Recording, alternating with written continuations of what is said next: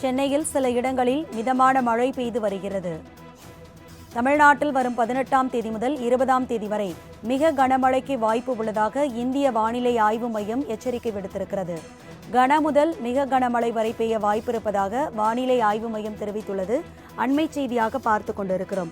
விவரங்களை செய்தியாளர் ஷெலினா வழங்க கேட்கலாம். ஷெலினா, வானிலை குறித்த விரிவான விவரங்களை பகிர்ந்துக்கலாம்.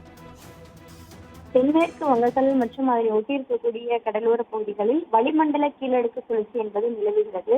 இதன் காரணமாக தமிழகத்தை பொறுத்தவரையிலும் ஏற்றிலிருந்தே 20ஆம் தேதி வரையிலுமே கனமழைக்கு வாய்ப்பிருப்பதாக சென்னை வானிலை ஆய்வு மையம் தெரிவித்துள்ளது.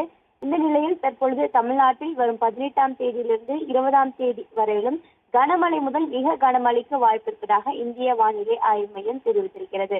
குறிப்பாக ஓரிரு இடங்களில் கன முதல் மிக கனமழைக்கு வாய்ப்பிருப்பதாகவும் இன்றும் நாளையும் கனமழைக்கு வாய்ப்பிருப்பதாக சென்னை வானிலை ஆய்வு மையம் தெரிவித்திருக்கிறது. கனமழைக்கு வாய்ப்புள்ளதால் ஏற்கனவே கடந்த 5 நாட்களுக்கு முன்பாகவே தமிழகத்தில் மஞ்சள் நிற எச்சரிக்கை என்பது விடுக்கப்பட்டிருந்தது. தொடர்ச்சியாக 18ஆம் தேதியிலிருந்து 20ஆம் தேதி வரையிலும் 12 சென்டிமீட்டரிலிருந்து 20 சென்டிமீட்டர் மழையிலும், அதாவது கனமழை முதல் மிக கனமழைக்கு வாய்ப்பிருப்பதாக சென்னை வானிலை ஆய்வு மையம் தெரிவித்திருக்கிறது. அடுத்து வரக்கூடிய 4 நாட்களுக்கு கனமழைக்கும், அதற்கு பிறகாக 2 நாட்களுக்கு கனமழை முதல் மிக கனமழைக்கு வாய்ப்பிருப்பதாக சென்னை வானிலை ஆய்வு மையம் தெரிவித்திருக்கிறது. சென்னையை பொறுத்தவரையிலும் பல்வேறு இடங்களில் இரவிலிருந்தே லேசானது முதல் மிதமான மழை என்பது பெய்து வருகிறது.